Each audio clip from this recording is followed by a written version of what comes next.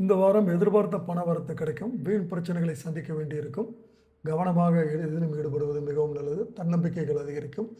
எதிர்பார்த்த உதவிகளும் கிடைக்கும். எந்த காரியத்தையும் ஆராய்ந்து பார்த்து செய்வது நல்லது. தொழில் வியாபாரத்தில் வீண் அலைச்சலும் பண விரயமும் இருக்கும். புதிய ஆர்டர்கள் கிடைப்பது தாமதமாகும். மனதில் வியாபாரம் பற்றிய கவலைகள் ஏற்படும்.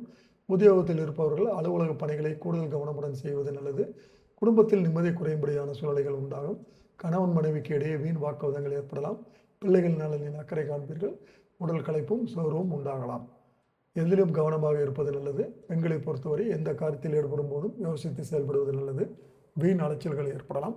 செலவுகள் கூடும். மாணவர்களுக்கு விளையாட்டில் ஆர்வம் உண்டாகும். பாடங்களை கவனமாக படிப்பது முன்னேற்றத்திற்கு உதவும். விசாகம் 4ஆம் பாதம். இந்த வாரம் பொருள் வரத்து அதிகரிக்கும். கொடுத்த வாக்கை காப்பாற்றுவீர்கள். நண்பர்கள் மூலம் எதிர்பார்த்த உதவி கிடைக்கும். மற்றவர்களால் கைவிடப்பட்ட காரியத்தை செய்து முடிப்பீர்கள். அரசாங்கம் மூலம் நடக்க வேண்டிய காரியங்கள் அனுகூலமாக நடந்து முடியும். அனுஷம். இந்த வாரம் தொழில் வியாபாரத்திற்கு தேவையான பண உதவி கிடைக்கும். எதிர்பார்த்த லாபங்கள் கிடைக்கும். புதிய ஆர்டர்கள் கிடைப்பதில் சாதகமான நிலை உண்டாகும். உத்தியோகத்தில் இருப்பவர்களுக்கு விருப்பமில்லாத இடமாற்றம் உண்டாகலாம். கேட்டை. குடும்பத்தில் இருந்த சண்டைகள் நீங்கும். கணவன் மனைவிக்கு இடையே இருந்த இடைவெளிகள் குறையும். திருமணம் தொடர்பாக எடுக்கும் முயற்சிகள் கைகூடும்.